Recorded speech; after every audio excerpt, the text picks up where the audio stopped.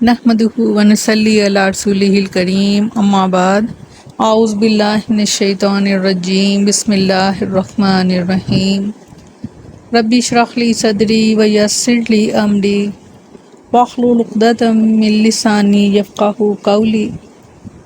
अस्सलामु अलैकुम व रहमतुल्लाहि व बरकातुहू। कैसे हैं आप सब? इंशाअल्लाह खैर व आफ़ियत से होंगे। अल्लाह ताला आप सबको अपने हिफ्ज़-ओ मान में रखे, आमीन सुम्मा आमीन। 5वां पारा सूरत निसा, आयत नंबर 105 से 112। लफ्ज़ी तर्जमा, इन्ना बेशक हमने अंज़लना नाजिल की इलैका आपकी तरफ किताब बिल हक़ की हक़ के साथ लिताहकुमा ताकि आप फैसला करे बैनन नासी लोगों के दरमियान बिमा इसके साथ जो आरा का दिखाया है आपको अल्लाह ने, वला तकुन और ना होना लिल खाइनीना ख़यानत करने वालों के लिए खसीमा झगड़ा करने वाले। वस्तग़फिरिल्लाह और चाहिए कि बख्शिश मांगिए अल्लाह से। इन्नल्लाह बेशक अल्लाह ताला गफूरुर रहीमा बख्शने वाला मेहरबान है। वला और ना तुजादिल और ना झगड़ें अनिल्लाज़ीना उन लोगों की तरफ से यख्तानूना के जो ख़यानत करते हैं अनफुसहम अपने आप से।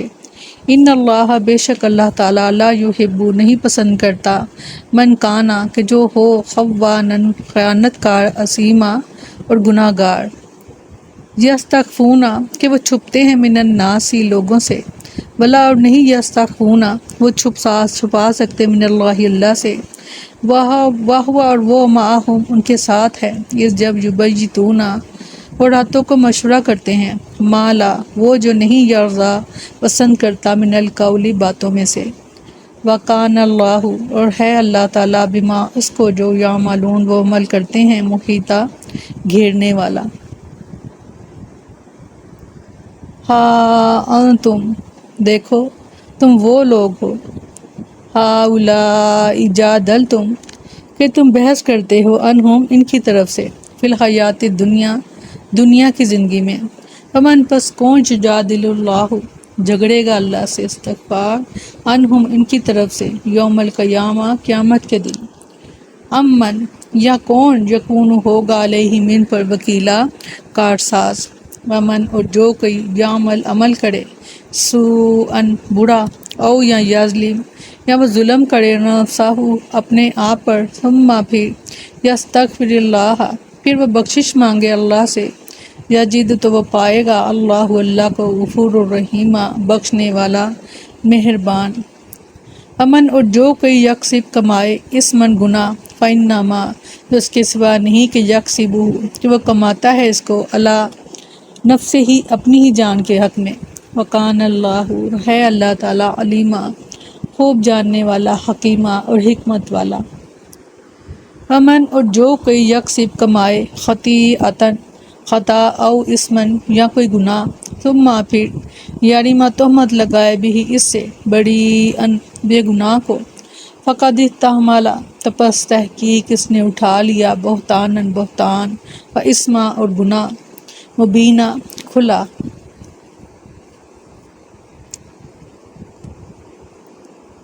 फरमाया बेशक हमने आपकी तरफ ये किताब हक़ के साथ नाजिल की ताकि आप लोगों के दरमियान इसके मुताबिक फ़ैसला करें जो अल्लाह ने आपको दिखाया है और आप ख़यानत करने वालों की खातिर बहस करने या झगड़ा करने वाले ना बने और अल्लाह से बख्शिश मांगें। यकीनन अल्लाह हमेशा से बेहद बख्शने वाला नहायत मेहरबान है।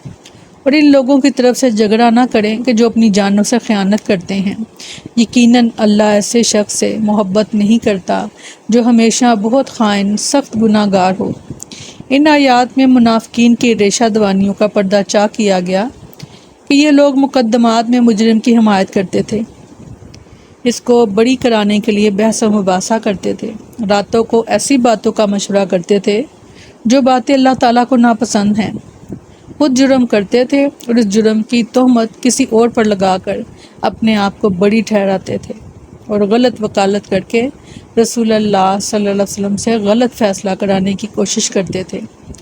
इनकी तमाम काविशों और साजिशों के जवाब में अल्लाह ताला ने ये आयात नाजिल फरमाई کہ رسول اللہ صلی اللہ علیہ وسلم اور تمام مومنوں کو ہوشیار کر دیا اور مقدمات کے فیصلے کے سلسلے میں رہنمائی فرمائی۔ اس سے یہ بات بھی معلوم ہوئی کہ اللہ تعالیٰ اپنے پیغمبر کی حفاظت فرماتا ہے، اور اگر کبھی حق کے پوشیدہ رہ جانے اور اس سے ادھر ادھر ہو جانے کا مرحلہ آ جائے تو فوراً اللہ تعالیٰ انہیں متنبہ فرما دیتا اور ان کی اصلاح فرما دیتا ہے۔ وَلَا تَكُنْ لِلْخَائِنِينَ خَصِيمًا۔ اس آیت میں ایسے مسلمانوں کو جنہوں نے محض خاندان اور قبیلے کی عصبیت کی بنا پر مجرم کی حمایت کی تھی، اور تمام لوگوں کو یہ بتا دیا گیا ہے کہ انصاف کے معاملے میں کسی قسم کا تعصب برداشت نہیں کیا جائے گا۔ اگر ایک فریق دشمن قوم سے تعلق رکھتا ہے اور وہ حق پر ہے تو اسی کی حمایت کی جائے، مسلمانوں کی نہیں کی جائے گی۔ سیدہ ام سلمہ رضی اللہ عنہ بیان کرتی ہیں، رسول اللہ صلی اللہ علیہ وسلم نے اپنے حجرے کے دروازے پر جھگڑنے والوں کی آواز سنی تو آپ حجرے سے باہر تشریف لے آئے اور فرمایا، میں بھی ایک بشر ہوں، اس لیے جب میرے پاس کوئی جھگڑا لے کر آتا ہے تو ہو سکتا ہے کہ تم میں سے ایک شخص اپنی دلیل کو دوسرے کی نسبت زیادہ اچھے طریقے سے پیش کرے اور میں اسے سچا سمجھ کر اس کے حق میں فیصلہ کر دوں، تو جسے میں فیصلہ کر کے کسی مسلمان کا حق دے دوں تو وہ جہنم کی آگ کا ٹکڑا ہے، وہ اسے لے لے یا اسے چھوڑ دے۔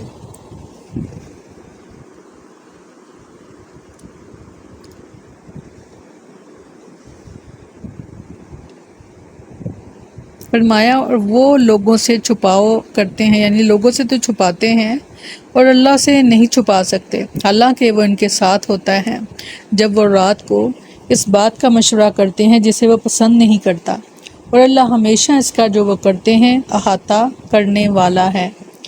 یہ منافقوں کی تردید ہے کہ اپنے برے اعمال کی وجہ سے لوگوں سے تو چھپتے ہیں تاکہ وہ انہیں برا بھلا نہ کہیں، مگر وہ اپنے ان برے اعمال کے ساتھ اللہ تعالیٰ کے سامنے آ جاتے ہیں، جبکہ وہ تو ان کی مخفی باتوں سے بھی آگاہ ہے اور وہ ان کے دلوں کے بھیدوں کو بھی جانتا ہے۔ اسی لیے اللہ تعالیٰ نے اس کے بعد فرمایا کہ یہ لوگ جب سازش کر رہے ہوتے ہیں تو اللہ تعالیٰ اس وقت ان کے ساتھ ہوتا ہے۔ وَهُوَ مَعَهُمْ کی تشریح میں ایک اور مقام پر ارشاد فرمایا سورۃ مجادلہ میں کہ کیا آپ نے نہیں دیکھا کہ بے شک اللہ جانتا ہے جو آسمانوں میں ہے اور جو زمین میں ہے، کوئی تین آدمیوں کی کوئی سرگوشی نہیں ہوتی مگر وہ ان کا چوتھا ہوتا ہے، اور نہ ہی کوئی پانچ آدمیوں کی مگر وہ ان کا چھٹا ہوتا ہے، اور نہ ہی اس سے کم ہوتے ہیں اور نہ زیادہ مگر وہ ان کے ساتھ ہوتا ہے جہاں بھی ہوں، پھر وہ انہیں قیامت کے دن بتائے گا جو کچھ انہوں نے کیا۔ یقیناً اللہ ہر چیز کو خوب جانتا ہے۔ منافقین رات کے وقت اسلام کے خلاف جو مشورہ کرتے تھے، ان کے متعلق اللہ تعالیٰ نے ارشاد فرمایا سورۃ نساء میں،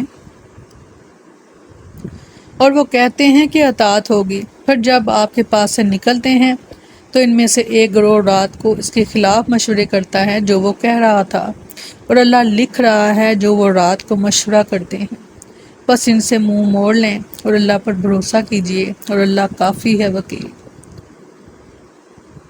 بے شک سیدنا ابو ہریرہ رضی اللہ عنہ بیان کرتے ہیں کہ رسول اللہ صلی اللہ علیہ وسلم نے فرمایا، تم لوگوں کو معدنیات کی کانوں کی طرح پاؤ گے، ان میں جو لوگ جاہلیت میں بہتر تھے وہ اسلام میں بھی بہتر ہیں، اور اگر وہ دین کی سمجھ حاصل کر لیں اور اس حکمرانی کے معاملے میں تم ان لوگوں کو سب سے بہتر پاؤ گے، اور جو اس کو سب سے زیادہ ناپسند کرتے ہوں، اور تم لوگوں میں سب سے زیادہ بدتر درجے دو رخ شخص کو پاؤ گے جو ان کے ساتھ ایک رخ لے کر جائے اور ان کے پاس دوسرا رخ، یعنی ایک کے سامنے کچھ ہو انسان اور دوسرے انسان کے سامنے کچھ اور، اس کو بدترین انسان کہا گیا کہ جو دو رخا ہو، اور یہ منافق کی نشانی ہے۔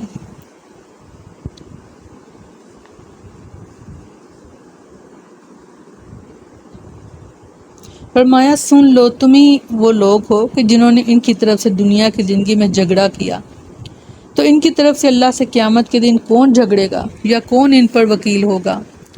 یعنی فرض کرو کہ یہ لوگ اگر اس وجہ سے دنیا میں کامیاب ہو جائیں منافق لوگ کہ جو یہ ظاہر کرتے ہیں یا جسے ان حکام کے سامنے ظاہر کیا جاتا ہے، جو ظاہری حالات کے مطابق فیصلے کرتے ہیں اور وہ اسی بات کے مکلف ہیں، تو کل روز قیامت اللہ تعالیٰ کے سامنے کیا کریں گے؟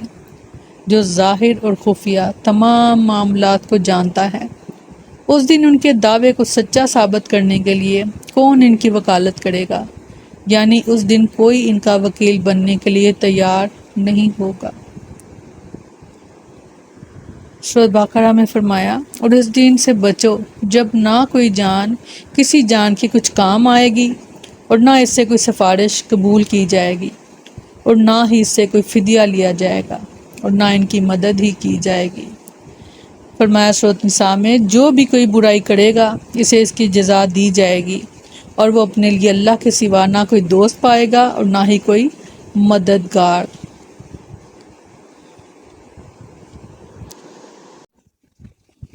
اور جو بھی کوئی برا کام کرے یا اپنی جان پر ظلم کرے پھر اللہ سے بخشش مانگے، وہ اللہ کو بے حد بخشنے والا نہایت مہربان پائے گا۔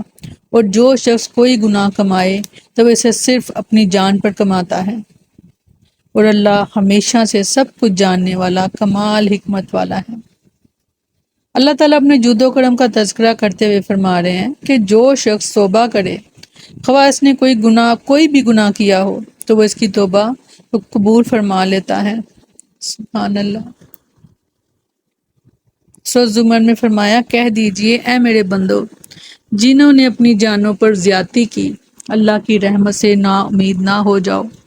بے شک اللہ سب کے سب گناہ بخش دیتا ہے، بے شک وہی تو بے حد بخشنے والا نہایت رحم والا ہے۔ اور اپنے رب کی طرف پلٹ آؤ اور اس کے مطیع ہو جاؤ، اور اس سے پہلے کہ تم پر عذاب آ جائے پھر تمہاری مدد نہیں کی جائے گی۔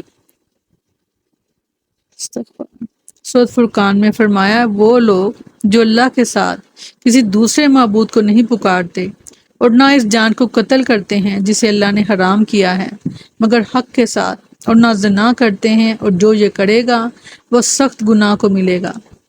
اس کے لیے قیامت کے دن عذاب دگنا کیا جائے گا اور وہ ہمیشہ اس میں ذلیل کیا ہوا رہے گا، مگر جس نے توبہ کی اور ایمان لے آیا اور عمل کیا نیک عمل، تو یہ لوگ ہیں جن کی برائیاں اللہ نیکیوں میں بدل دے گا، اور اللہ ہمیشہ بے حد بخشنے والا نہایت رحم والا ہے۔ اور جو توبہ کرے اور نیک عمل کرے تو یقیناً وہ اللہ کی طرف رجوع کرتا ہے، سچا رجوع کرنا۔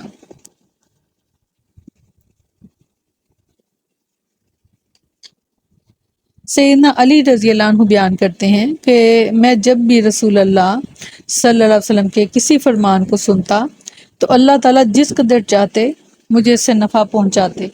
مجھے یہ ابو بکر رضی اللہ عنہ نے بیان کیا، اور ابو بکر رضی اللہ عنہ نے سچ بیان کیا کہ رسول اللہ صلی اللہ علیہ وسلم نے فرمایا، جو مسلمان کوئی بھی گناہ کر بیٹھے پھر وضو کرے، 2 رکعت نماز پڑھ لے اور اللہ تعالیٰ سے اس گناہ کی معافی مانگے تو اللہ تعالیٰ اسے معاف فرما دیتا ہے۔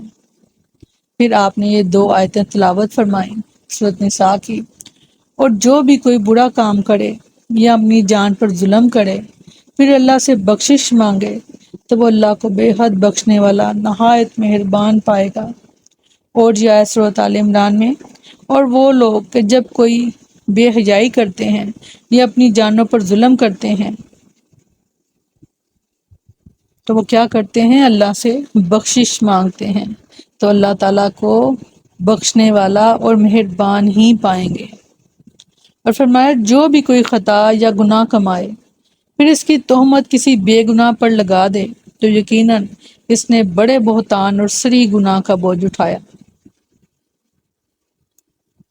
خود گناہ کا ارتکاب کرنے کے بعد کسی بے قصور آدمی کو اس میں ملوث کرنے کی کوشش کرنا بہت بڑا گناہ ہے۔ کسی بے گناہ شخص پر تہمت لگانے کو بہتان کہا جاتا ہے۔ غلطی سے یا دانستہ ایک گناہ کسی بے قصور کے سر تھوپ دینے کی ایک مثال حدیث میں مذکور ہے کہ سیدنا عائشہ رضی اللہ عنہ بیان کرتی ہیں کہ کسی عرب قبیلے کے پاس ایک کالی لونڈی تھی جسے انہوں نے آزاد کر دیا تھا، مگر وہ ان کے ساتھ ہی رہا کرتی۔ وہ لونڈی بیان کرتی ہے کہ ایک دفعہ اس قبیلے کی ایک لڑکی نہانے کے لیے نکلی۔ اس کے پاس لال تسموں والا کمر بند تھا جسے اس نے اتار کر رکھ دیا، اور ایک چیل نے جو گزر رہی تھی اسے جو پڑا دیکھا تو گوشت سمجھ کر جھپٹ لے گئی۔ وہ بیان کرتی ہیں کہ لوگوں نے کمر بند کو تلاش کیا مگر وہ نہ ملا۔ آخر انہوں نے مجھے تہمت لگا دی، اور وہ بیان کرتی ہیں کہ ان لوگوں نے میری تلاشی لینا شروع کی، حتیٰ کہ میری شرمگاہ بھی دیکھی۔ اللہ کی قسم میں ان کے پاس ہی کھڑی تھی کہ وہی چیل گزری، اس نے کمر بند پھینک دیا اور وہ ان کے درمیان گرا۔ میں نے کہا، یہ ہے وہ کمر بند جس کی تم مجھ پر تہمت لگا رہے تھے، حالانکہ میں اس سے بڑی تھی، اب سنبھالو اسے۔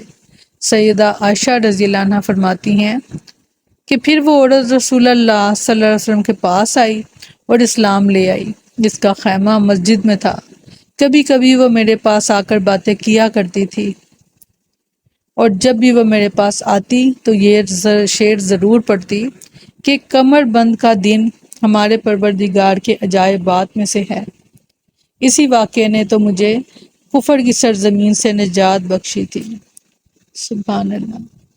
بظاہر تو یہ لگ رہا تھا کہ لوگوں نے اس پر زیادتی کی اور اس پر تہمت لگائی، مگر اللہ تعالیٰ نے کیا کیا؟ اس کو کفر کی سرزمین سے نکالا اور اسلام میں داخل کر لیا۔ جیسے سورۃ بقرہ میں اللہ تعالیٰ نے فرمایا کہ ہو سکتا ہے کہ کوئی چیز تمہیں اپنے لیے بری معلوم ہو مگر وہ تمہارے حق میں بہتر ہو، اور کوئی چیز تمہیں اپنے لیے بہتر تو لگے مگر وہ تمہارے حق میں بری ہو۔ فرمایا، تم نہیں جانتے اور میں جانتا ہوں۔ اللہ تعالیٰ جانتے ہیں ہمارے لیے کیا بہتر ہے۔ بظاہر ایک ایسا کام کہ جو ہمیں لگ رہا ہے کہ یہ ہم پر زیادتی ہو رہی ہے، یہ ہمارے پر ظلم ہو گیا، مگر اس ظلم اور زیادتی کے پیچھے کیا ہے؟ جیسے ہم واقعہ عفق پڑھیں گے، جو حضرت عائشہ رضی اللہ عنہ پر لگایا گئے تہمت جو تھی، اللہ تعالیٰ نے فرمایا کہ تم اس کو اپنے حق میں برا نہ جانو، یہ تو تمہارے لیے بہتر ہے کہ اللہ تعالیٰ نے پوری 10 آیات جو تھی وہ آپ حضرت عائشہ رضی اللہ عنہ کے لیے، وہ ہمیشہ سے ان کی عزت کے بارے میں اللہ تعالیٰ نے ان کی شان بلند کی اور ان کی گواہی ان کی خود دی۔ سبحان اللہ۔ بظاہر تو ایک چیز غلط نظر آ رہی ہے کہ یہ بہت برا ہوا، مگر اس کے پیچھے کیا حکمت تھی یہ اللہ تعالیٰ بہتر جانتے ہیں۔ تو کہنا ہمارا یہ بنتا ہے کہ الحمدللہ علی کل حال، کہ اللہ ہم ہر حال میں تیرا شکر ہے اور ہم تجھ سے راضی ہیں۔ اللہ تو بھی ہم سے راضی ہو جا۔ آمین ثم آمین۔ سبحانک اللہم و بحمدک نشہد ان لا الہ الا انت نستغفرک و نتوب الیک۔ سبحان ربک رب العزت عما یصفون وسلام علی المرسلین والحمد للہ رب العالمین۔ السلام علیکم ورحمۃ اللہ وبرکاتہ۔